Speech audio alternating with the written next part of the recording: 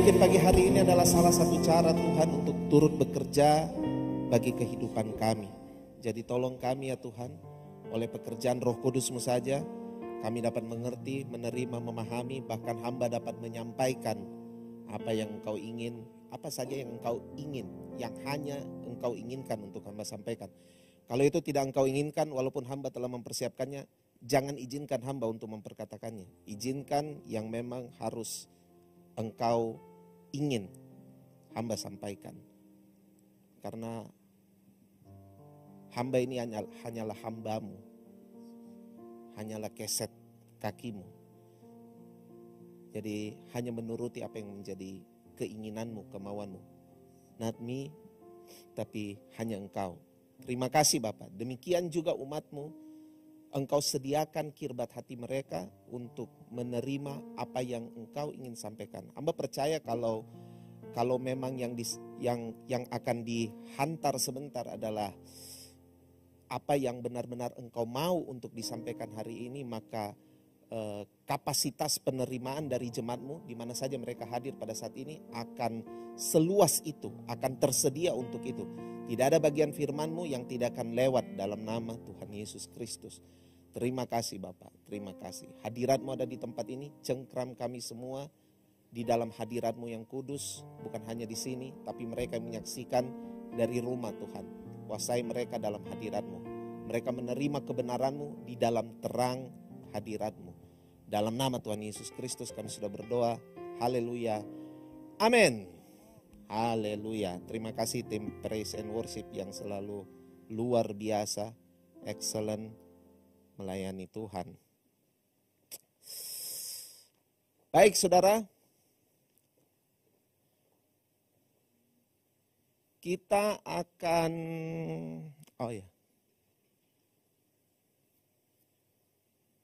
kameramen minta maaf ya, saya hilir mudik lagi.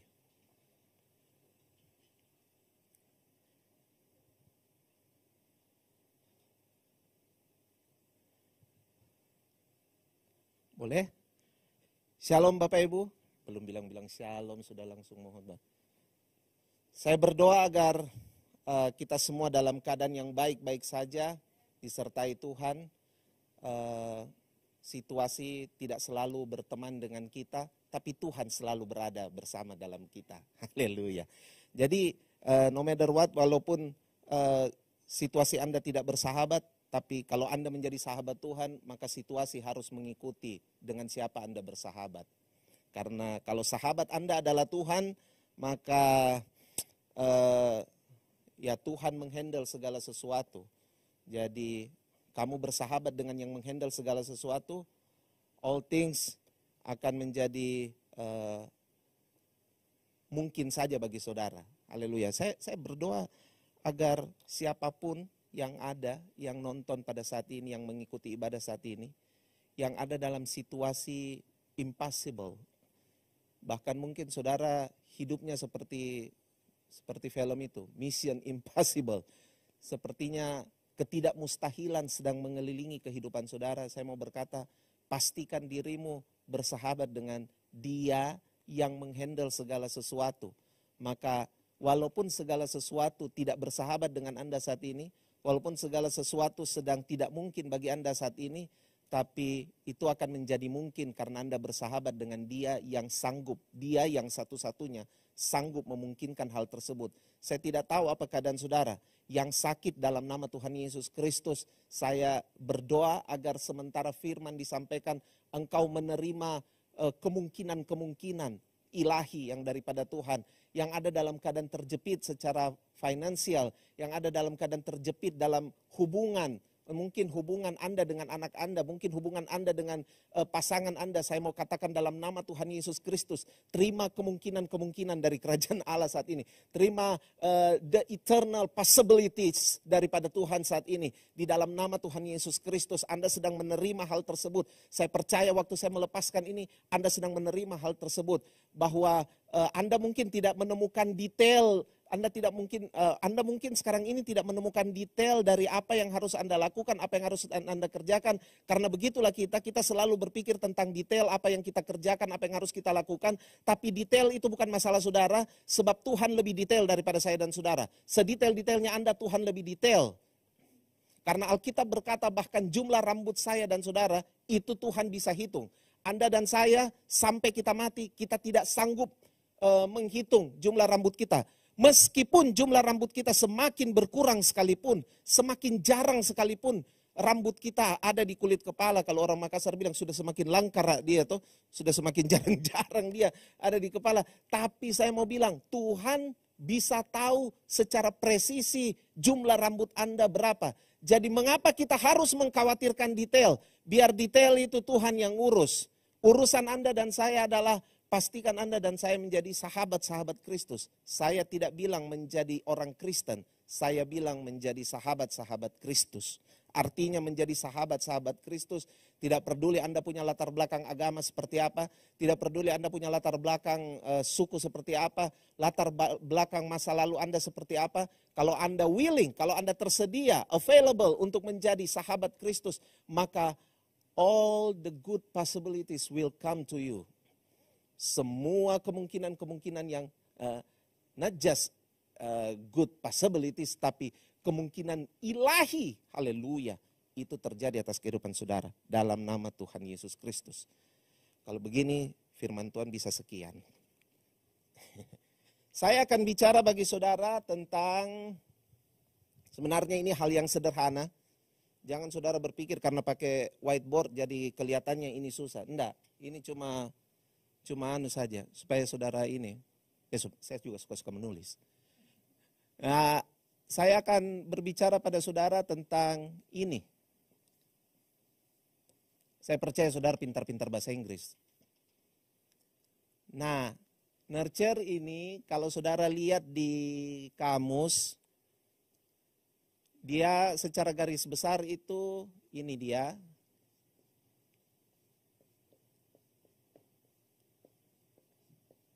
Oke, memelihara, terlalu besar kayaknya saya tulis ya. Kecil-kecil saja, karena nanti saya akan berencana manjang ke.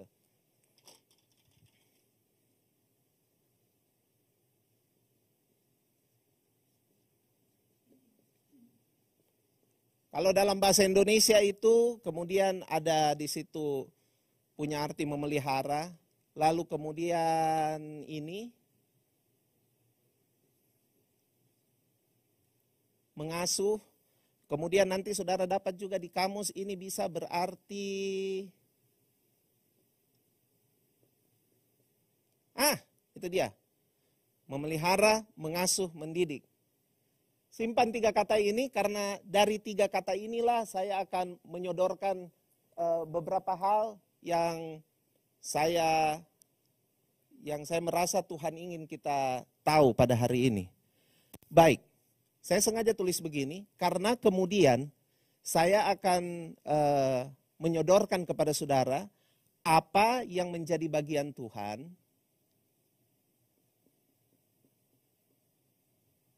apa yang menjadi bagian Tuhan, dan apa yang harus menjadi kontribusi kita.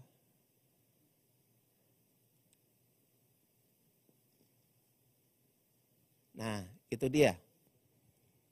Jadi apa yang menjadi bagian Tuhan dan apa yang menjadi bagian saya dan saudara. Sebab begini saudara, hidup itu bukan hanya soal Tuhan yang harus punya kontribusi. Enggak, Anda juga harus punya kontribusi. Tapi kontribusi Anda bermuara dari pengertian dan pemahaman Anda bahwa segala sesuatu bersumber dari Tuhan. Jadi kemampuan Anda berkontribusi itu semua datangnya dari Tuhan. Kemampuan Anda berkontribusi tidak datang karena Anda punya kemampuan sendiri. Enggak. Kemampuan Anda berkontribusi itu datang adalah disebabkan karena faktor Tuhan. Selama Anda tidak berangkat dari pemikiran itu, maka Anda akan memiliki pengalaman ketidakmaksimalan di dalam berkontribusi dalam kehidupan ini.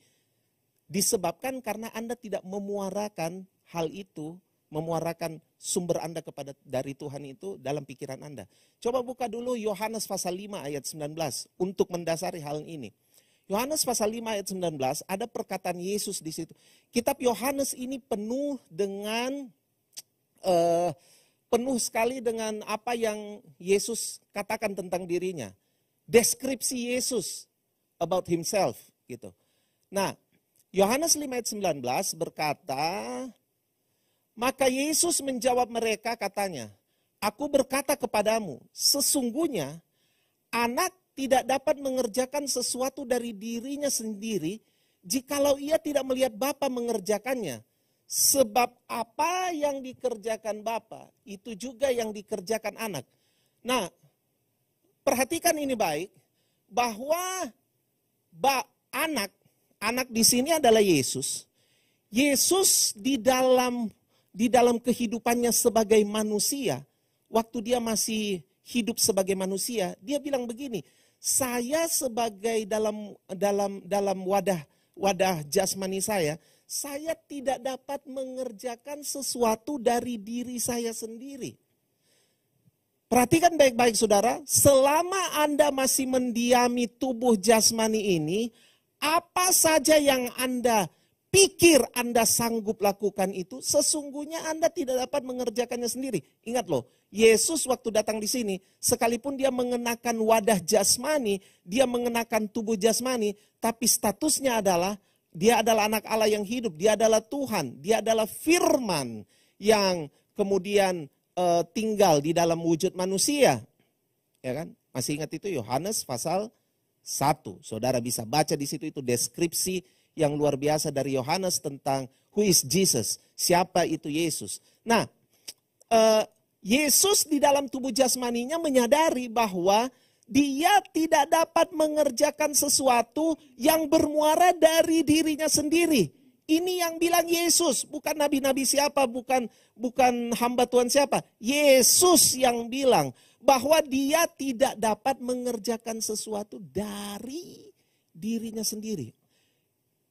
Dia harus look up kepada Bapa yang telah mengerjakannya. Kata Bapa di situ, itu bisa saya artikan begini. Yohanes pasal 4 ingat, Allah itu apa? Allah itu roh. Itulah sebabnya kita harus menyembah dia di dalam roh dan kebenaran. Mengapa kita harus menyembah dia di dalam roh? Karena dia itu roh. Dengan kata lain, kalau saya baca ayat 19 ini, jikalau ia tidak melihat Bapa mengerjakannya, saya mau katakan, saya bisa terjemahkan bebas seperti begini, bahwa dia harus melihat apa yang sudah dikerjakan di alam yang tidak terbatas, yaitu alam roh. Alam roh selalu lebih cepat daripada alam jasmani. Oh iya. Alam roh selalu lebih cepat daripada alam jasmani. Alam jasmani ini cuma mengikuti apa yang terjadi di roh. Ingat doa Bapa kami? Bagaimana doa Bapa kami? Jadilah padaku apa? Bapa kami yang ada di surga. Coba, dikuduskanlah namamu. Datanglah kerajaanmu, terus di bumi seperti di surga. Datanglah kerajaanmu di bumi seperti di sorga. Berarti itu artinya apa? Bumi mengikuti sorga. Alam fisik mengikuti alam spiritual.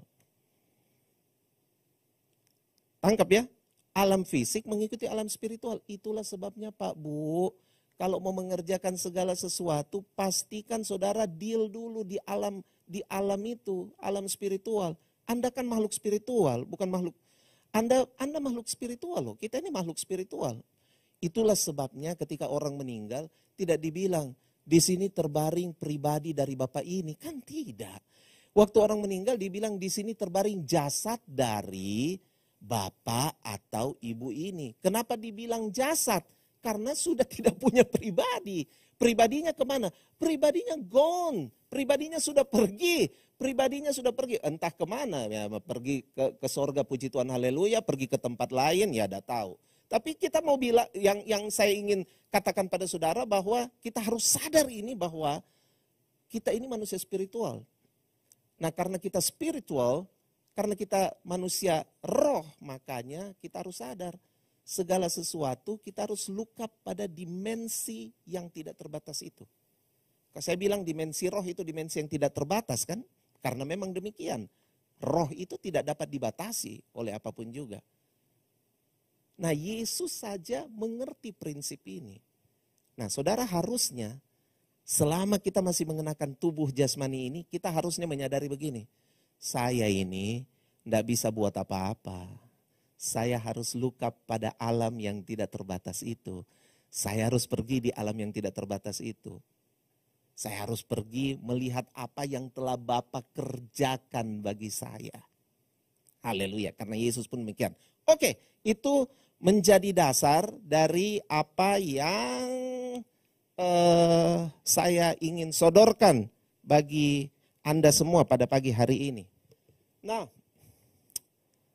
sekarang kita lihat kata memelihara. Mari kita lihat dari Kejadian 2 ayat 15. Kejadian pasal 2 ayat 15. Kejadian 2 ayat 15 berkata demikian. Tuhan Allah mengambil manusia itu dan menempatkannya dalam Taman Eden untuk mengusahakan dan memelihara. Dua kata penting di sini, mengusahakan dan memelihara, itu luar biasa dalam bahasa aslinya. Di dalam bahasa aslinya, kata mengusahakan di sini memakai kata aubat. Kata aubat ini kemudian kita kenal sebagai avodah. Apa itu? Ibadah. Aubat, avodah, itu berarti ibadah, penyembahan. Jadi waktu Tuhan menempatkan manusia di Taman Eden, ingat Eden punya arti apa? Titik pusat kehadiran Allah. The spot of His presence. Itu arti Eden. Manusia ditempatkan di titik pusat kehadiran Allah. Dan di titik pusat kehadiran Allah itu, Tuhan memberikan kemampuan bagi manusia untuk yang pertama, mengusahakan. Mengusahakan itu ternyata adalah ibadah. Jadi ibadah itu Pak Bu, bukan cuma yang kayak kita hari Minggu ini.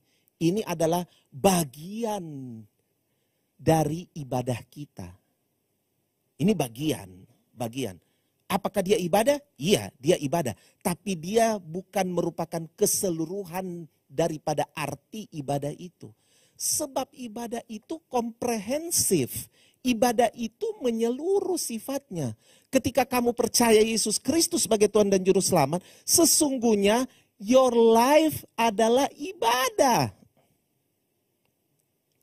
Hidupmu dan segala lini kehidupanmu, segala aspek kehidupanmu, apa saja yang kau kerjakan, itu adalah ibadah.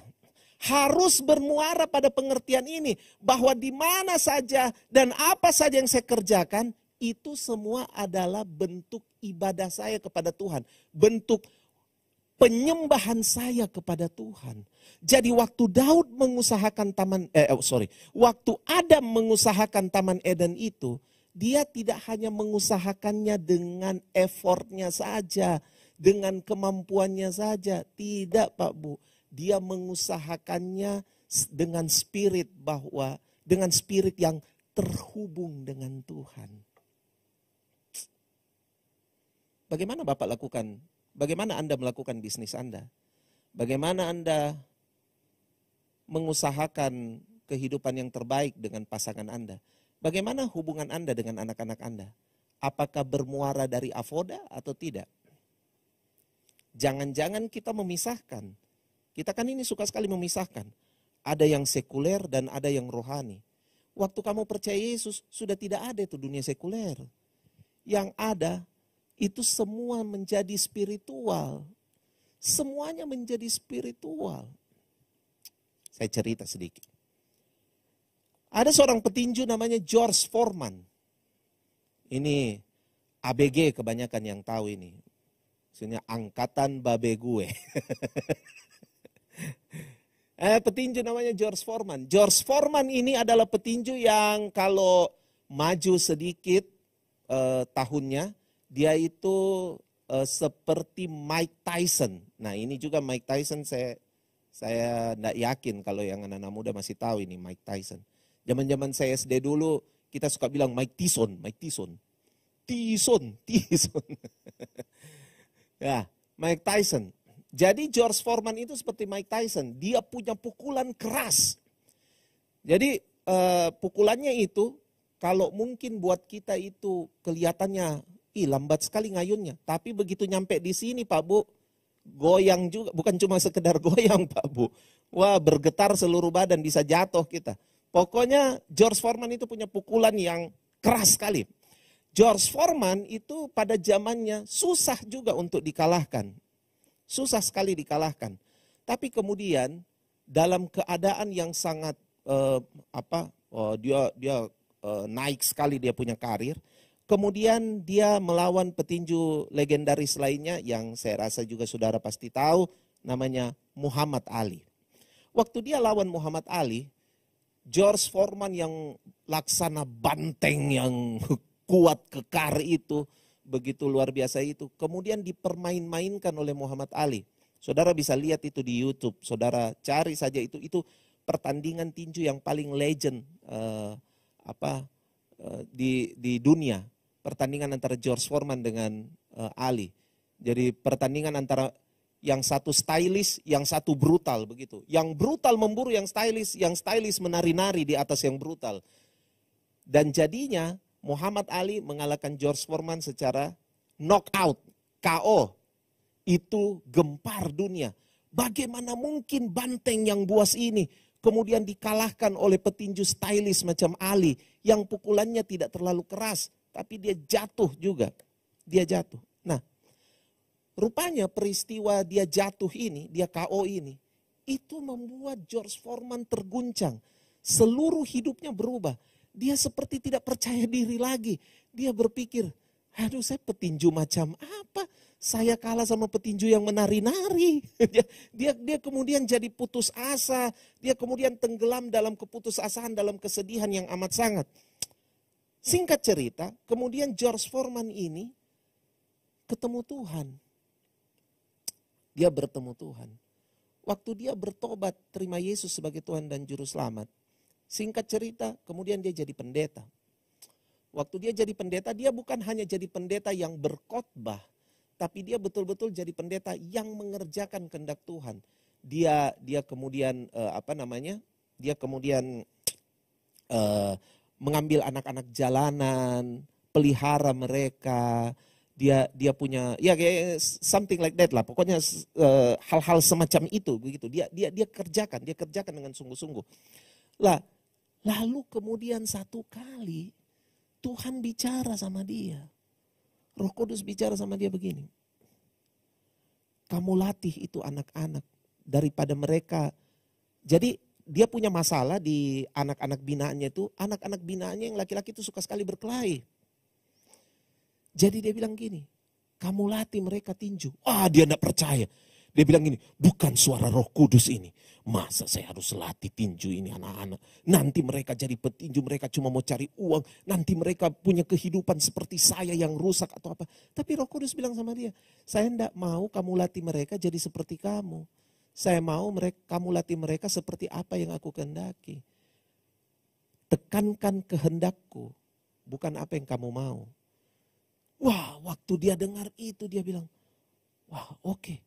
Saya latih. Jadi dalam dia melatih tinju itu kepada anak-anak itu, dia kemudian impartasi kepada anak.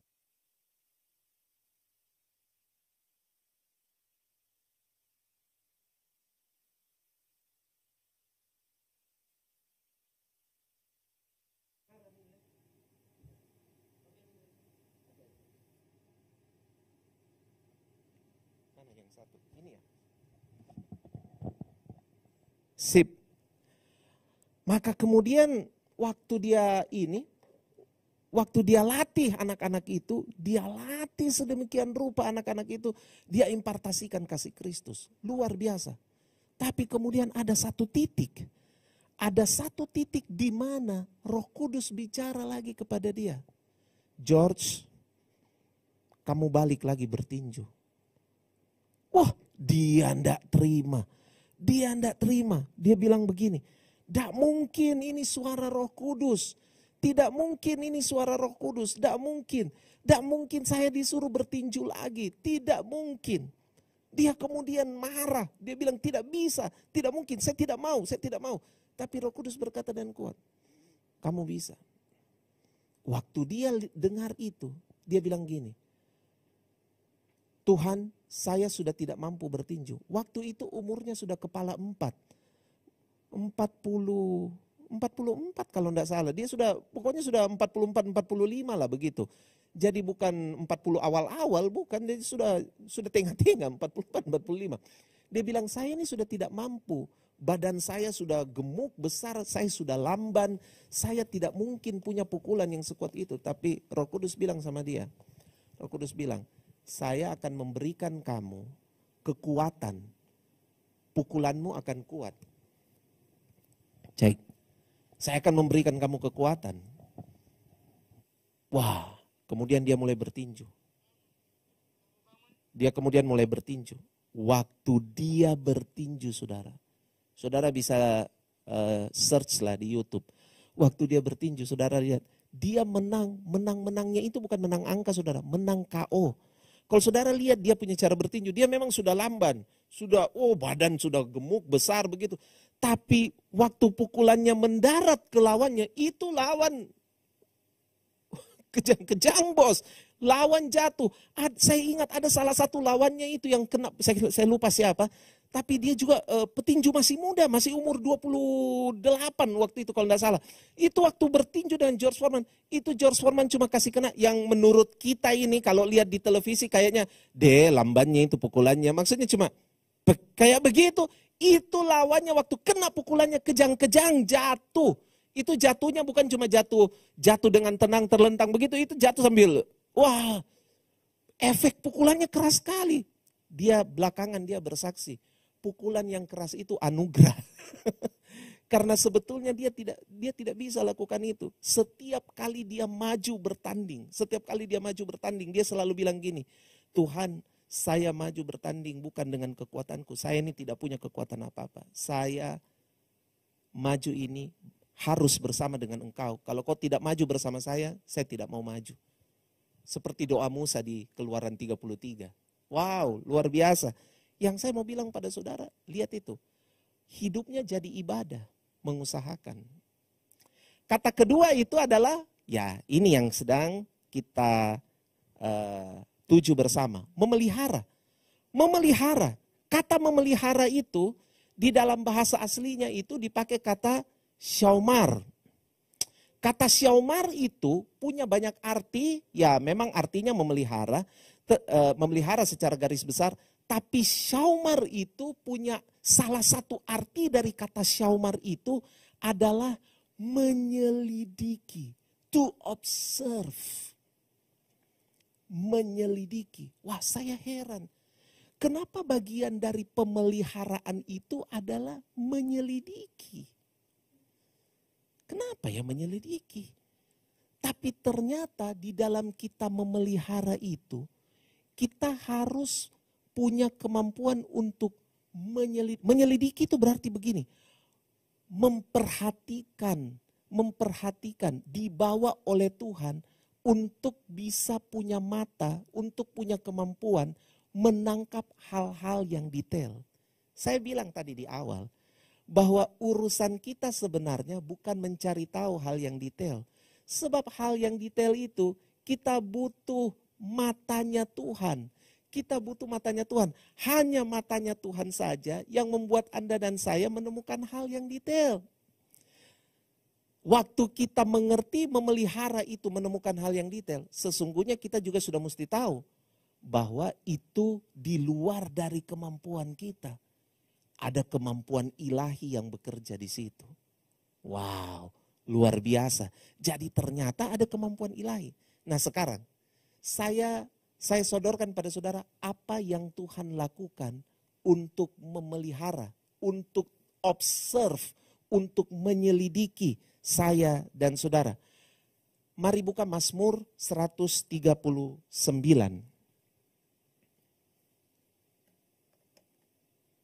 Mazmur 139 ayat 1 sampai 5. Untuk pemimpin biduan Mazmur Daud. Nah, ini bagian Tuhan. Mazmur 139 ayat 1 sampai 5. Ini apa yang Tuhan kerjakan. Tuhan, Engkau menyelidiki dan mengenal aku. Oke, wow, ini luar biasa ini. Tuhan itu, ketertarikannya sama kita itu tidak hanya gambar luar, Pak Bu. Tuhan punya ketertarikan sama kita itu bukan hanya pada gambar besar, big picture, enggak. Tuhan punya ketertarikan kepada saya dan saudara itu adalah ini. Bahwa Dia menyelidiki kita. Nah, coba lihat bagaimana caranya Tuhan menyelidiki kita. Dia bilang gini, Engkau mengetahui kalau aku duduk atau berdiri. Engkau mengerti pikiranku dari jauh. Engkau memeriksa aku kalau aku berjalan dan berbaring. Segala jalanku kau maklumi. Sebab sebelum lidahku mengeluarkan perkataan, sesungguhnya semuanya itu telah kau ketahui ya Tuhan. Dari belakang dan dari depan engkau mengurung aku. Dan engkau menaruh tanganmu di atasku. Lihat caranya Tuhan memelihara kita. Dia menyelidiki kita. Lihat bagaimana caranya dia menyelidiki kita. Detail. Wow. Detail. Dia mengetahui waktu kamu duduk berdiri. Dia mengerti pikiran saudara dari jauh. Dari jauh itu maksudnya begini saudara. Jauh sebelum isi pikirmu itu sampai di pikiranmu, Tuhan udah ngerti dulu. Saya ulang. Dia mengerti pikiranmu dari jauh. Itu berarti begini. Jauh sebelum isi pikirmu itu masuk ke dalam pikiranmu, dia udah ngerti dulu. Dia sudah sangat mengerti. Wow, itu sampai sebegitunya loh Tuhan sama kita. Sampai sebegitunya dia memelihara hidup kita.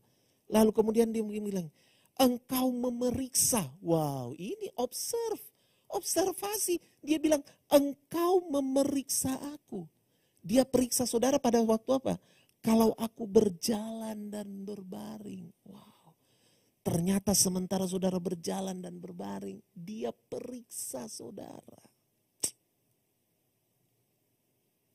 Makanya saya bilang, yang sakit hari ini, percaya.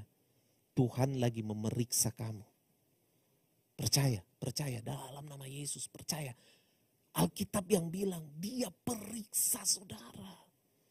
Sebelum dokter tahu dan bisa mendiagnosis apa yang ada dalam tubuhmu, Yesus sudah memeriksa saudara. Wow. Nah ini yang bagian yang agak saya bertanya. Segala jalanku kau maklumi. Pak Bu, jalan kita itu apakah selalu bagus? Apakah pilihan-pilihan saya dan saudara selalu mengikuti apa yang Tuhan kehendaki? Pada kenyataannya kan tidak. Ada banyak jalan-jalan kita itu yang kita memberontak dari Tuhan. Yang kita berbelok dari Tuhan. Yang bahkan kita tidak mengerti apakah itu rencana Tuhan atau tidak. Kita jalani saja. Tapi ini yang luar biasa. Tuhan bilang, segala jalanku kau maklumi.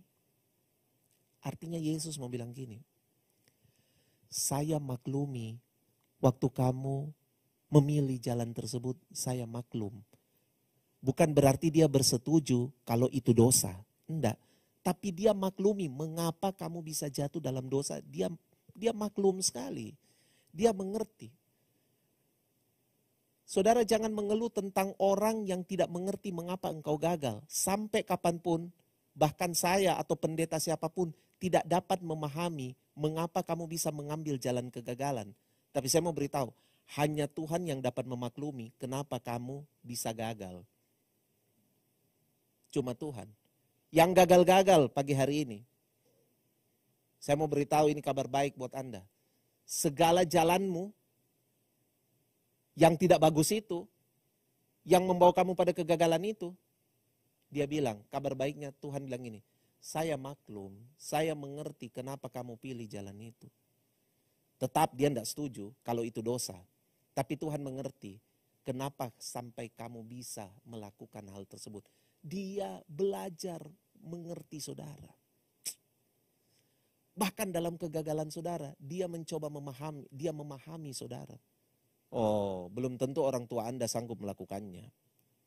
Belum tentu orang-orang terdekat Anda mampu melakukannya. Anda sudah dengar banyak kesaksian orang yang jatuh dalam dosa.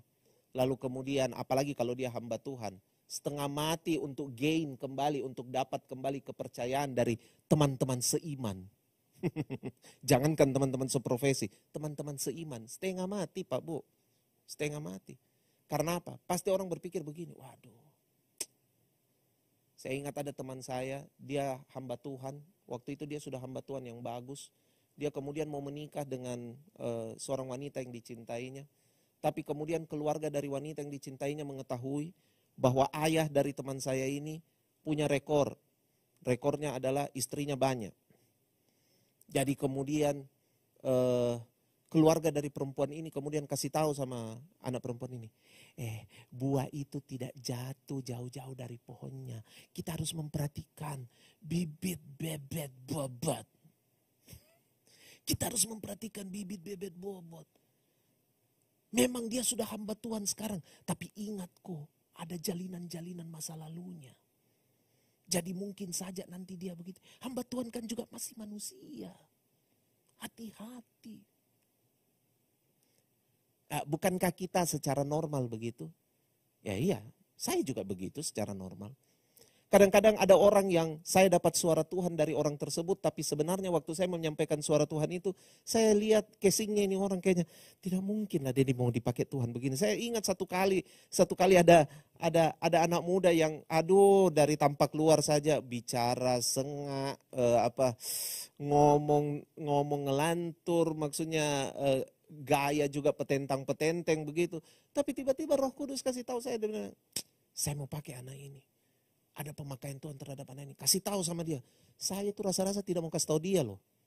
Cuma pikir begini. Saya sampai bilang begini. Tidak mungkin lah kalau lihat dari muka-muka begini. Kayaknya enggak lah ini bukan. Tapi tidak, saya kasih tahu. Akhirnya saya taat pada Tuhan, saya kasih tahu. Beberapa tahun kemudian. Waktu saya pergi ke Jakarta, saya ketemu itu anak. Itu anak sudah bertobat jadi sungguh-sungguh. Bahkan sudah jadi pelayan Tuhan sungguh-sungguh.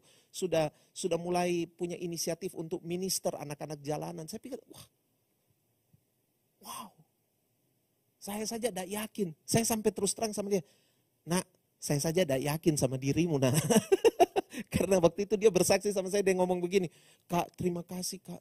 Cuma kakak yang percaya sama saya. Saya bilang, enggak loh, saya tidak percaya sama kamu. Saya waktu ngomong itu pure dari Tuhan. Itu Tuhan yang ngomong. Saya ini cuma mulutnya. Saya ini cuma nyampein saja sama kamu. Tapi jujur, to be honest, waktu saya ngasih tahu kamu, waktu saya bicara sama kamu aja, saya enggak percaya loh. Saya enggak percaya kamu. Saya bilang, dia kaget, dia bilang, hah? Jadi waktu ya itu cuma mau beritahu, kamu jangan berterima kasih kepada saya. Itu Tuhan. Kabar baik bagi Anda. Tuhan mengerti. Wow. Allah mengerti. Allah peduli. Memang cuma dia. Kamu pikir sahabat-sahabat orang-orang terdekat bisa mengenal? Nah. Mereka terbatas. Hanya Tuhan yang mengerti. Lihat caranya. Bagaimana Tuhan memelihara kita. Nah sekarang bagiannya kita. Bagiannya kita. Jadi memelihara di sini adalah menyelidiki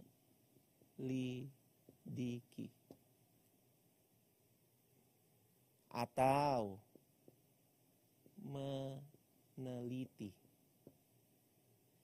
Kata meneliti kita akan ketemu pada bagian yang harus manusia kerjakan. Yang manusia kerjakan adalah ini. Yakobus 1 ayat 25. Di sini muncul kata ini, meneliti. To observe kan, sama saja, meneliti. Mari baca itu. Yakobus 1 ayat 25. Tetapi barang siapa meneliti hukum yang sempurna, yaitu hukum yang memerdekakan orang, ia bertekun di dalamnya. Jadi bukan hanya mendengar untuk melupakannya, tetapi sungguh-sungguh melakukannya, ia akan berbahagia oleh perbuatannya itu. Nah, yang saya mau yang ditulis oleh Yakobus itu adalah begini, bahwa bagian kita di dalam pemeliharaan Tuhan itu adalah kita harus meneliti apa? Meneliti hukum yang sempurna. Kita harus meneliti hukum yang sempurna. Hukum yang sempurna itu apa? Alkitab kita, firman Tuhan itu hukum yang sempurna. Dikatakan bahwa kalau kita merespon pemeliharaan Tuhan, respon kita terhadap pemeliharaan Tuhan itu harusnya adalah meneliti hukum yang sempurna. Meneliti loh saudara. Jadi bukan cuma sekedar baca Alkitab. Bukan cuma sekedar baca santapan harian, renungan harian, bukan. Tapi Anda meneliti. Aduh Pak, saya kan bukan pendeta, bukan itu pekerjaan. Oh no. Meneliti hukum yang sempurna bukan isunya saudara pendeta atau bukan. Tapi saudara anak. Saudara anak Tuhan. Teliti apa yang menjadi hukum dari Bapamu yang di sorga. Iya dong. Teliti. Disuruh teliti. Kenapa disuruh teliti? Karena begini saudara, ada kecenderungan kita hanya mendengar untuk. Saya suka di situ pakai kata untuk. Untuk itu berarti menunjukkan tujuan. Nah, yang tidak bagus kalau saya baca, kalau saya terjemahkan bebas, saya baca begini. Jadi bukan hanya mendengar bertujuan melupakannya. Coba. Coba baca itu. Ada banyak orang datang ke gereja, ada banyak orang dengar firman Tuhan. Approach-nya terhadap firman Tuhan itu adalah mendengar dengan tujuan untuk dilupakan. Itu adalah kegilaan yang paling gila yang pernah ada di dunia ini. Bagaimana mungkin kamu eager to hear something, kamu berupaya untuk mendengar sesuatu dan bertujuan untuk melupakan apa yang kamu dengar. Saya tidak begitu, Pak. Nah, itu gampang saja dicek. Coba lihat kehidupan kita sehari-hari. Kehidupan kita harus berpadanan dengan apa yang kita dengar, yang kita terima. Kalau kehidupan kita belum berpadanan, kita menjalankan apa yang tertulis itu. Mendengar untuk melupakan. Makanya kita harus meneliti, Pak Bu. Teliti. Di orang-orang yang saya layani, sekarang saya selalu mengupayakan, bahkan bukan cuma orang-orang dewasa, mulai dari anak-anak kecil. Saya berupaya untuk kemudian stimulasi, mulai dari anak-anak umur say 5, 6 tahun begitu. Saya sudah mulai stimulasi mereka untuk apa, kali lain lah kita bicara ini ya, hafruta, untuk mulai kelompok belajar Alkitab bersama. Jadi belajar Alkitab itu bukan ternyata menurut orang Yahudi, belajar Taurat itu tidak bagus sendiri. Maka dia bilang begini, alangkah bodohnya orang yang belajar Torah sendiri. Dia pakai kata idiot malah. Idiot itu orang yang belajar Torah sendiri. Orang belajar Torah harus bareng-bareng. Itu yang orang Yahudi tahu. Nah, harusnya kita juga mengerti bahwa firman Tuhan itu tidak bisa dipelajari sendiri. Kita belajar dengan Tuhan, tapi juga kita belajar bersama. Jadi kalaupun saya ada di situ, saya bukan ada sebagai sumber pengetahuannya, saya yang mengajar. Enggak, kita belajar sama-sama. Saya pun diajar, bahkan oleh anak-anak kecil. Saya juga belajar dengar. Saya pasang telinga saya untuk dengar anak-anak yang ada yang saya layani untuk waktu mereka bicara. Walaupun mungkin kelihatannya yang mereka bicara itu, Tuhan Yesus itu enggak apa-apa, saya dengar.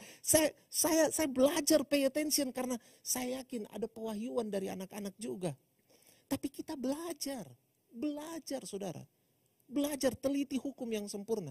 Ada kegiatan di gereja ini yang namanya book club, kalau nggak salah.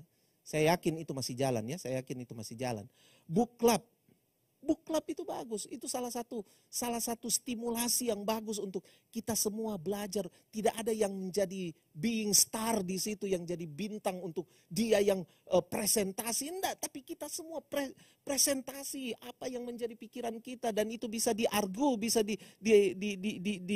didebat oleh orang yang mendengar. Mungkin dia bilang, saya rasa enggak begitu, enggak apa-apa. Kita belajar meneliti hukum yang sempurna. Sebab waktu kita meneliti hukum yang sempurna, buahnya buat kita adalah orang yang sungguh-sungguh melakukannya. Kita jadi sungguh-sungguh melakukannya. Itu satu. Sungguh-sungguh melakukannya. Baru yang kedua ini. Ia akan berbahagia oleh perbuatannya. Wow. Apa yang membuat Anda dan saya setiap kali berbuat, setiap kali berbahagia? Bukan karena apa yang kita berbuat itu, apa yang kita perbuat itu menjadikan kita superior di atas orang lain, bukan. Tapi karena apa yang kita lakukan itu, kita tahu pasti itu diinspirasi dari penelitian kita terhadap hukum yang sempurna. Makanya setiap kali kita berbuat, setiap kali kita bahagia karenanya. Hehehe. Luar biasa loh saudara. Berbahagia pada setiap apa yang kamu perbuat. Luar biasa. Luar biasa. Pernahkah saudara berbahagia pada setiap apa yang saudara perbuat? Jangan-jangan tidak. Coba anak muda sekarang. Anak muda sekarang itu tidurnya lama. Tidur jam 2, jam 3. Mereka menyerahkan diri mereka pada penyembahan yang bernama macam-macam lah, game begitu. Itu saya tidak pernah lihat ada orang main game terpaksa. Saya nggak pernah lihat ada anak muda yang sambil main game dan mengeluh begitu. Saya terpaksa sekali nih Kak lakukan ini. Sebenarnya saya tidak mau. Saya jengkel sekali sebenarnya, tapi ada apa lacur ya, ternyata saya harus buat ini. Tidak ada loh. Tapi kalau kerja tugas, kerja apa, saya tidak usah bilang baca firman lah ya, terlalu suci mungkin. Kerja tugas, itu kita kerja tugas itu kadang kadang dengan pengeluhan. Jengkelku ini. Tugas terus.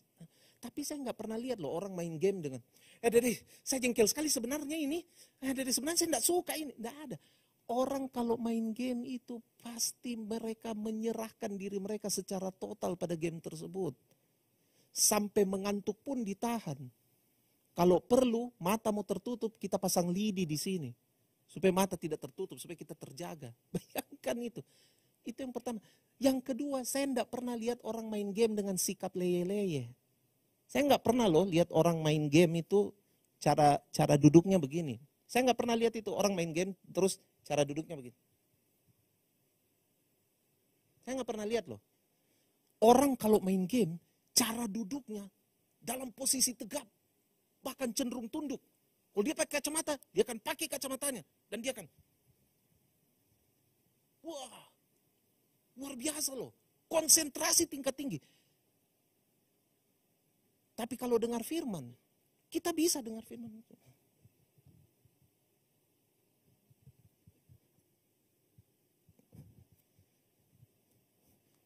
Kita dengar firman enggak begini saudara. Saya jarang sekali ketemu sekarang orang dengar firman itu. Ya kalau dengar firman begini. Kak, sekarang kan online toh. Jadi tidak ada hubungannya. Kalau saudara main game online juga, saudara tidak begitu. Saya tidak pernah lihat orang main game online itu begini. Tidak pernah saya nggak pernah lihat. Even itu online, dia akan begini. Cepat kok, kiri, salah, kiri, kanan, tuh, Saya tidak pernah lihat itu orang santai-santai. Ya terserah kau lah. Kau pilih yang mana? Saya mana-mana Ji. Tidak ada. Saya tidak pernah lihat itu orang main game begitu. Tapi kalau firman, itu kita bisa bilang gini. Ya terserah kau mau dengar, kau mau tidak dengar. Tidak usahlah saya bilang firman. Pelajaran. Makanya keponakan saya, waktu dia kuliah via Zoom, ada temannya kuliah sambil nyetir mobil. Langsung dosennya kasih Alpa. Pak, saya hadir Pak, ini saya pasang kamera. Tapi kau di mobil, tidak mungkin kau dengar saya punya mata kuliah. Alpa. Terus keponakan saya bilang gini, saya tidak setuju tahu itu Pak Picen, kan dia hadir. Oh enggak, ini bukan isu kehadiran, ini isu perhatian. Saya setuju dengan dosenmu. Iyalah. Masa saudara dengar firman Tuhan di YouTube, di Zoom sambil memasak? Saya dengar Pak, saya dengar. Ada tuh sedikit-sedikit kita. Nggak mungkin lah. Emang suami atau istri suka kalau pasangan Anda sedang bercerita dan pasangan Anda tidak mendengar, pasangan Anda menunjukkan gestur. Jangankan tidak mendengar, pasangan Anda menunjukkan gestur tubuh yang tidak memberi perhatian saja, Anda tersinggung loh. Itu bisa pertengkaran minta ampun. Cuma gestur tubuh. Pasangan Anda bilang, tidak memang gayaku begitu kalau mendengar. Tidak, saya tahu kok tidak mendengar. Itu gestur tubuh, bertengkarnya 3 hari 3 malam. Bayangkan itu. Bagaimana Anda dengan Tuhan? Teliti supaya kamu berbahagia pada setiap apa yang kamu perbuat. Mengasuh. Kata kedua, mengasuh. Mengasuh itu, coba kita buka 1 Petrus 2 ayat 2.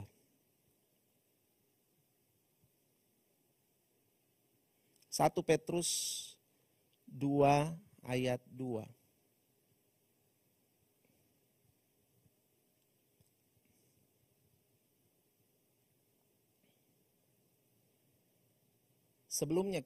Sebelumnya, bagian Tuhan dalam mengasuh itu apa? Mengasuh itu sebenarnya bicara begini saudara. Mengasuh itu digambarkan, kalau saya lihat di kamus, itu digambarkan seperti begini. Bagaimana seorang ibu merawat anaknya.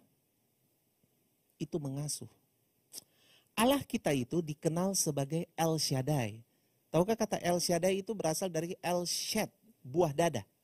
Jadi dibilang El Shaddai itu, El Shed itu berarti pribadi yang memiliki banyak buah dada. Itu punya pengertian, dia bisa memberi nutrisi begitu banyak orang. Itu pengertian El Shaddai. Dia mampu memenuhi kebutuhan begitu banyak orang. Dia mampu memberi makan begitu banyak orang. Perhatikan baik-baik itu. Itu kalau saya mau tulis bagian Tuhan di situ adalah inilah. Pelajari kata ini sudah. El Shaddai. Tuhan yang memiliki banyak buah dada. Artinya dia punya kemampuan untuk nutrisi banyak orang. Luar biasa. Itu bagian Tuhan. Dia punya kemampuan itu. Menutrisi banyak orang. Itu kemampuan Tuhan. Itu kemampuan Tuhan. Dia mampu. Nah sekarang bagian kita itu di 1 Petrus 2 ayat 2. Ini ayatnya banyak. Saudara bisa buka di Mazmur. Di Mazmur. Tak tumpah-tumpah ini. Kenyataan ini. Saya tidak mau bahas terlalu ini bagian Tuhan di sini karena waktu. Nah ini 1 Petrus 2 ayat 2.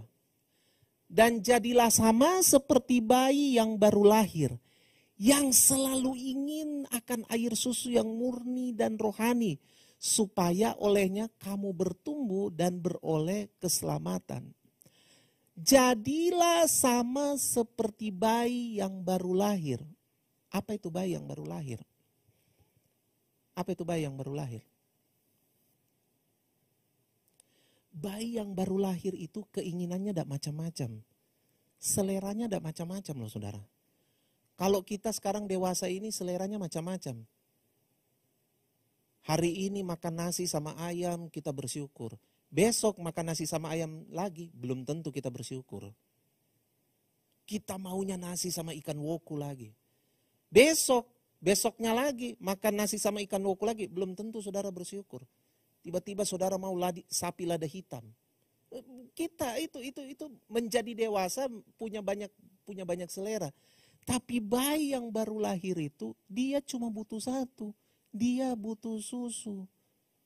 Tidak ada bayi yang baru lahir tiba-tiba dia berteriak sama mamanya, mau kak biskuit, tidak ada. Tidak ada.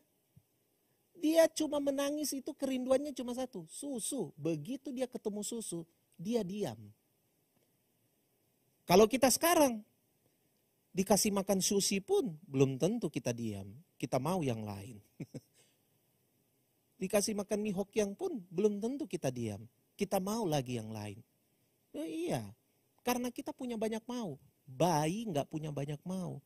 Jadi bagian dari mengasuh ini adalah kontribusi kita adalah kita harus berselera, satu selera pada firman Tuhan. Kita tahu bahwa kebutuhan utama kita adalah firman. Saudara harusnya mengamini apa yang Yesus katakan di depan iblis loh. Di depan iblis ini Yesus ngomong. Ada tertulis, manusia hidup. Yesus mengutip apa yang telah ditulis di kitab Perjanjian Lama kan, itu di kitab Keluaran ditulis. Manusia hidup bukan hanya dari makanan jasmani, kalau saya bilang. Manusia hidup, kan dia bilang situ roti. Manusia hidup bukan hanya dari makanan jasmani saja. Soalnya apalagi kalau orang-orang Manado kayak saya ini, kalau cuma bilang roti, kita juga langsung peleseti itu ayat kan. Manusia hidup bukan hanya dari roti, tapi dari tinoransak, brenebon, dan apalah kita sebut semua itu. Tapi kan tidak begitu. Manusia hidup bukan hanya dari makanan jasmani saja. Perhatikan ini baik, Matius pasal 4, Lukas pasal 4, itu tertulis dengan jelas. Yesus berkata di depan iblis, Yesus bilang, manusia hidup bukan hanya dari makanan jasmani saja, tetapi manusia hidup dari setiap perkataan yang keluar dari mulut Allah. Perhatikan baik-baik kata-kata itu, selalu perhatikan yang detail. Perhatikan, setiap perkataan. Wow. Setiap perkataan, itu berarti kalau dalam perkataan Yesus itu, dalam perkataan Tuhan itu, titik komanya saja itu punya kehidupan buat saya dan saudara. Misalnya Tuhan cuma bilang gini, Anda hidup loh. Sepanjang itu keluar dari mulut Tuhan jadi perkataan Tuhan, Anda hidup. Karena dibilang setiap perkataan yang keluar dari mulut Allah, itu menghidupkan Anda dan saya. Berarti respon kita haruslah menjadi seperti bayi yang baru lahir. Yang gak punya banyak selera lain selain firman Tuhan. Susah itu Pak. Ya memang. Tapi kalau kita mendisiplin hidup kita. Makanya kita langsung masuk kepada mendidik. Nah ini bagian terakhir. Saya sudah tidak singgung banyak lagi itu. Kita langsung pada mendidik. Dalam kata mendidik di sini kemudian ada kata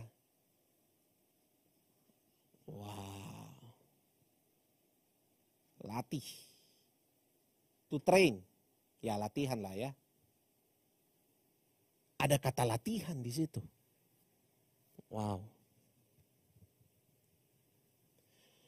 2 Timotius 3 ayat 16. 2 Timotius 3 ayat 16 berkata begini. Ini tulisan apa di situ? Tulisan firman. Dikatakan begini. Segala tulisan yang diilhamkan Allah memang bermanfaat untuk mengajar, untuk menyatakan kesalahan, untuk memperbaiki kelakuan, dan untuk mendidik orang dalam kebenaran. Mengapa saudara harus mengamalkan apa yang tertulis dalam 1 Petrus pasal 2 ayat 2? Saudara harus punya selera, punya appetite yang besar terhadap firman Tuhan. Karena memang di dalam firman Tuhan itu ada manfaat. Manfaatnya apa? Mengajar. Anda tahu segala sesuatu karena firman, mengajar. Saudara tahukah saudara bahwa dasar dari teknologi orang Israel, kemajuan teknologi bangsa Israel, itu berasal dari kitab pengkhotbah? Iya loh. Ternyata yang mendasari kemajuan teknologi dari orang Israel itu adalah apa yang tertulis di kitab pengkhotbah. Kita kalau baca kitab pengkhotbah kita baca apa? Sia-sia. Itu pengkhotbah kan tulis sia-sia. Tapi orang Yahudi bisa nangkap dasar dari mengembangkan iptek mereka loh. Wow. Bermanfaat untuk mengajar, menyatakan kesalahan. Saudara yang kebal-kebal tidak mau ditunjuk kesalahannya, baca firman Tuhan, pasti tertemplak. Untuk memperbaiki kelakuan. Yang terakhir, mendidik orang dalam kebenaran. Mendidik. Ternyata tulisan yang diilhamkan Allah itu berfungsi melatih kita untuk hidup dalam kebenaran. 2 Timotius ya tadi. 2 Timotius 3:16. Oke, ini bottom line-nya. Lalu kemudian Titus 2. Titus 2 ayat 11 sampai 12. Titus 2 ayat 11 sampai 12. Karena kasih karunia Allah yang menyelamatkan manusia sudah nyata. 12 ayat 12, mana? Ia mendidik kita supaya kita meninggalkan kefasikan dan keinginan-keinginan duniawi dan supaya kita hidup bijaksana, adil dan beribadah dalam dunia yang sekarang ini. Dia mendidik kita untuk apa? Meninggalkan. Kalau dibilang meninggalkan itu berarti yang ditinggalkan itu sudah behind, sudah di belakang kita. Jadi sudah tidak diurus, Pak Bu. Tidak diutak-utik lagi, kan sudah ditinggalkan. Kalau saya berjalan, tadinya saya bersama dengan whiteboard ini. Ya. Terus kemudian saya meninggalkan whiteboard ini. Whiteboard ini ada di belakang saya. Sudah saya tinggalkan. Udah selesai. Ditinggalkan. Tapi kan kita suka gagal move on toh. Kita suka kembali. Kita sekalipun kita meninggalkan, kita tetap menatap di kejauhan. Itu sama seperti orang yang sudah menikah tapi menatap dari kejauhan mantannya yang juga sedang bersama orang lain. Kan begitu. Kita menatap dari kejauhan. Why? Kita suka penuh rasa menyesal meninggalkan kefasikan dan keinginan-keinginan duniawi kita. Coba perhatikan itu, kalau kita nostalgia ya. Biasa itu apalagi kalau orang yang middle age seperti saya ini, kalau kita sudah ketemu, kita kenang kita punya masa muda, kita pasti yang kita kenang itu, yang seru kita kenang itu adalah kenakalan-kenakalan. Kita enjoy sekali loh bercerita. Kadang-kadang itu jebakan dalam bernostalgia itu. Kalau kita tahu dulu kau paling playboy, paling kau dulu. Banyaknya tuh ceweknya nih, rekor mentong. Langsung kita yang dibilang langsung, kayak tuh gak ada bangga-bangga. Iya. Dulu kau kok kalau berkelahi, beda de mentong, kau tahu. Siapa dulu yang kau tidak lawan, nah biar guru dulu kau sampai lentong ji guru, mentong ini jago mentong. Langsung juga yang dipuji-puji, padahal sudah lupa, sudah barang ditinggalkan. Tapi begitu dipuji begitu.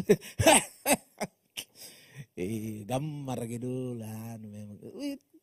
Anu sekali. Saya juga suka agak aneh dengan ada orang kesaksian dengan bangga begitu. Ada kan orang-orang yang kesaksian dengan, dulu saudara, saya ini punya ilmu. Saya racuni itu orang-orang dengan saya punya ilmu. Mereka mati semua. Itu semua karena saya. Saya langsung waktu dengar itu, wow. Masih ada nilai-nilai kebanggaan ditinggalkan. Bedakan kalau kita bicara begini, kentara kalau orang bertobat itu, dia bahkan untuk menyinggung masa lalunya dia sudah malas. Dia sudah malas. Saya ingat ada teman saya yang dulu dia itu punya masa lalu adalah preman. Oh dia preman, oh preman gila-gilaan lah. Pokoknya saya udah enough to say lah, dia punya kelakuan zaman-zaman dulu, gila. Pokoknya preman hancur. Tapi dia enggak bangga sekali loh dengan masa lalunya. Dia itu waktu disuruh bersaksi, tahu lah ya gereja-gereja. Saya juga kadang-kadang suka heran nih gereja-gereja kalau suruh bersaksi. Selalu mereka mengintimidasi para pesaksi itu dengan ngomong begini. Saksikan yang hebat ya. Saksikan yang hebat. Saksikan yang hebat apa? Jadi teman saya ini bertanya, yang hebat ini maksudnya apa Pak? Nah ini Pak Pendeta ngomong, ya yang bagaimana kamu dulu-dulu itu, apa yang kamu lakukannya. Sedangkan teman saya ini sudah malas untuk ngomong yang dulu itu. Sampai dia ngomong begini sama saya, bro saya ini nyinggung saja yang dulu-dulu saya udah malas. Karena saya itu benar-benar menganggap itu sampah. Iya Paulus bilang, saya belajar yang Paulus bilang. Paulus bilang bahwa kebanggaannya dengan keilmuannya, status sosialnya, dia orang Farisi yang terpelajar begini dan begitu, melakukan hukum Taurat sempurna, dia bilang begini, sampah. Nah teman saya itu sudah sampai pada taraf itu. Saya sudah menganggap itu sampah, saya sudah tidak bangga. Bahkan waktu mantan anak buahnya itu kalau ketemu dia, kalau dia masuk di mall begitu. Kemudian masih ada mantan anak buahnya yang masih duduk-duduk. Itu mantan anak buahnya kan kalau lihat dia masih tetap dengan pandangan zaman dulu toh. Masih, siap bos, siap, hormat. Itu teman saya risih. Teman saya sampai, tidak usah begitu-begitu. Dia udah malas. Terus kita di gereja kita paksa-paksa. Saksikan. Yang luar biasa. Ampun Tuhan. Sudah ditinggalkan.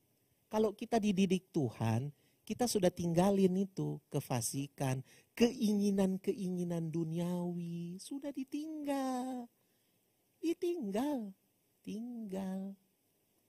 Selamat tinggal. Nah, kita masih mau tatap-tatap.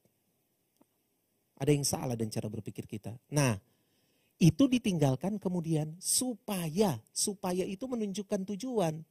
Tujuannya apa? Tadi juga dibilang supaya. Mendidik itu supaya apa? Meninggalkan. Tujuan pertama apa? Meninggalkan. Apa yang ditinggalkan? Fasik. Duniawi. Itu ditinggalkan. Tujuan kedua untuk kita dididik adalah apa? Supaya kita apa? Bijaksana. Supaya kita hidup bijaksana. Baru supaya apa lagi? Adil.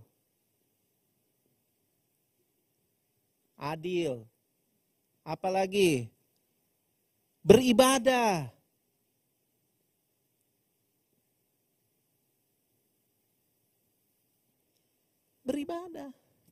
Hidup bijaksana, adil, dan beribadah. Itu tujuan kita dididik. Supaya kita hidup bijaksana, adil, dan beribadah. Jadi yang Tuhan lakukan kepada kita, ini bagian Tuhan sebenarnya, hasilnya ini buat kita. Bagian Tuhan apa? Tuhan mendidik. Dia mendidik untuk apa? Nah ini bagiannya kita. Dia mendidik kita untuk meninggalkan yang fasik dan duniawi, itu ditinggalkan. Jadi sudah, yang lalu biarlah berlalu. Di masa lalu ada kan juga lagu yang seperti itu. Yang lalu biarlah berlalu. Lalu sudah selesai.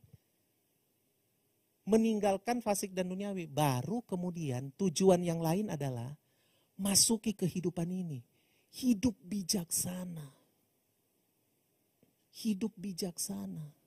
Adil dan beribadah.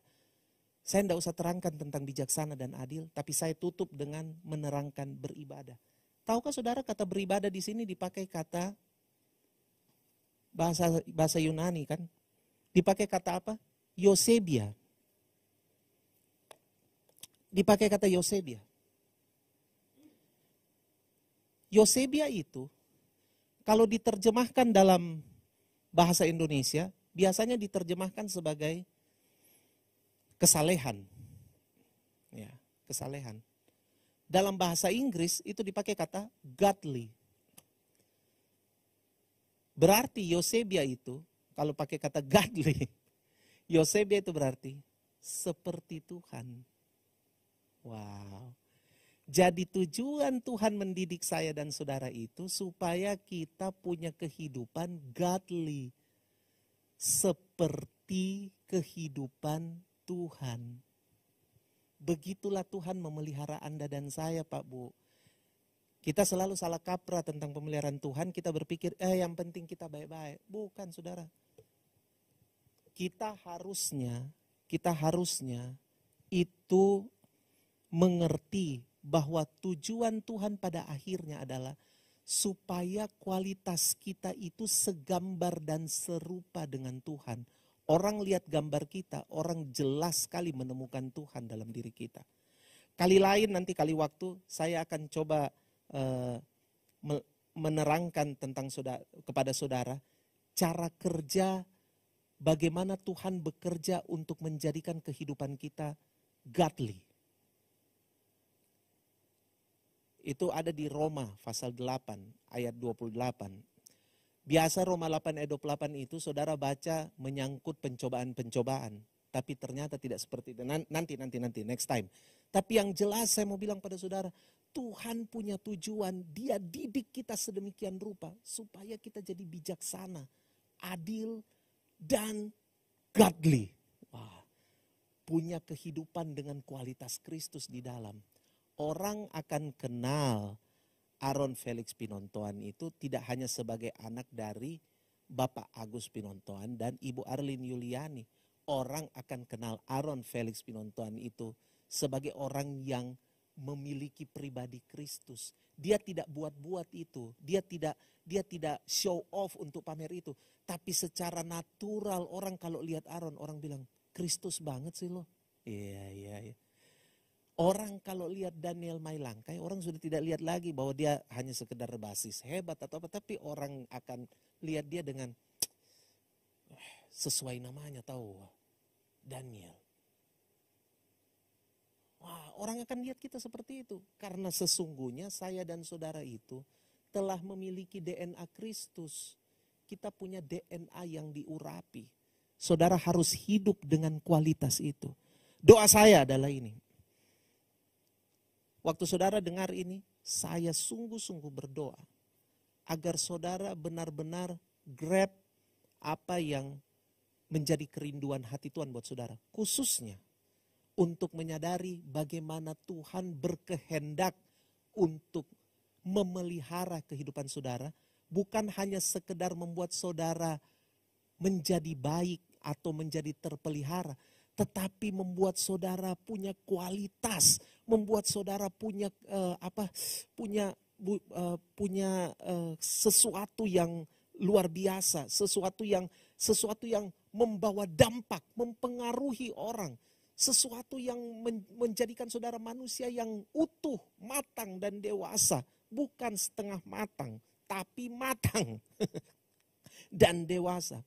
Doa saya supaya saudara menemukan Kristus lebih nyata lagi daripada hari-hari kemarin dalam kehidupan Anda dan saya.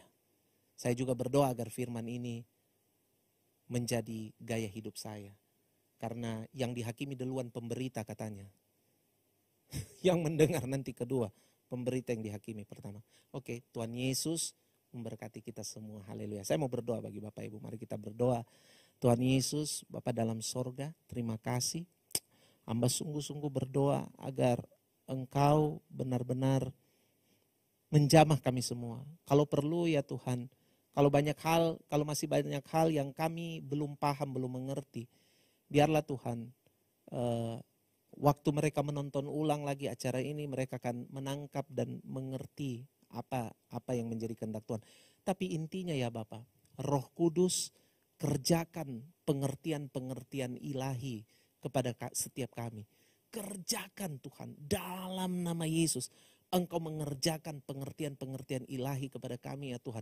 Sehingga itu terwujud nyata menjadi karakter-karakter ilahi yang dilepaskan lewat kehidupan kami ya Bapak. Wow, luar biasa.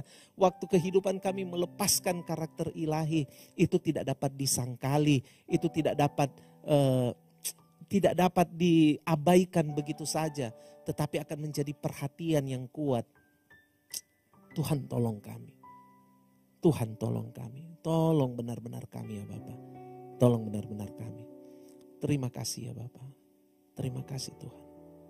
Mari datang kepada Tuhan. Saya berikan kesempatan saudara di rumah untuk berdialog sendiri dengan Tuhan. Nyatakan isi hatimu kepada Tuhan. Apa yang hendak saudara mau nyatakan pada Tuhan. Kalau ada hal-hal yang sementara saudara mendengar khotbah tadi. Ada hal-hal dalam hidup saudara yang seperti disingkapkan oleh Tuhan bagi kehidupan saudara.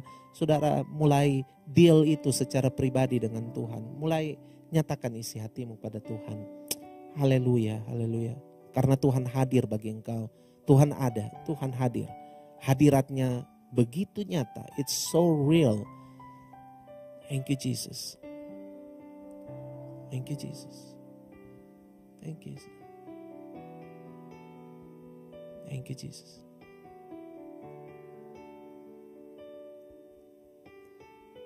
Thank you Jesus. Sedalamnya hatiku kau pun tahu, dan hatiku tak jauh dari jiwaku. Di dalam kesesakan, di dalam kelemahan, ku tahu engkau selalu bersamaku.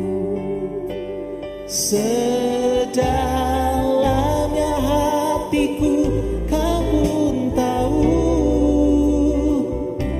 dan kasih-Mu tak jauh dalam jiwa. Di dalam kesesakan, di dalam kemenangan, ku tahu engkau selalu bersamaku. Hanya engkau tempatku berlindung. Hanya kau tempatku berlindung. Hanya engkau laguku dan kekuatanku. Izinkanlah ku datang menyembah, membawa syukurku. Sekali lagi katakan, hanya kau tempatku berlindung. Hanya engkau laguku dan kekuatanku. Izinkanlah ku datang menyembah, membawa syukurku. Oh, sedalamnya hatiku kau pun tahu, dan kasih-Mu tak jauh dalam jiwaku. Di dalam kesesakan, di dalam kemenangan, ku tahu engkau selalu bersamaku. Sedalamnya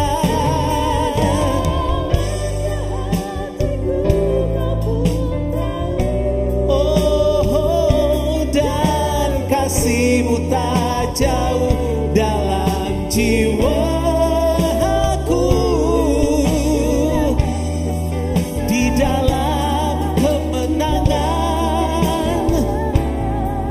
Ku tahu engkau selalu.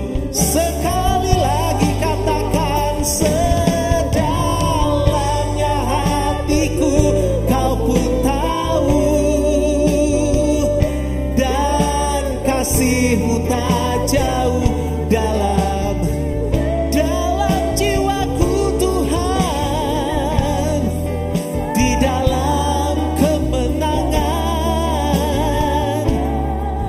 Ku tahu Engkau selalu bersamaku di dalam kesesakan, di dalam kesesakan, di dalam kemenangan.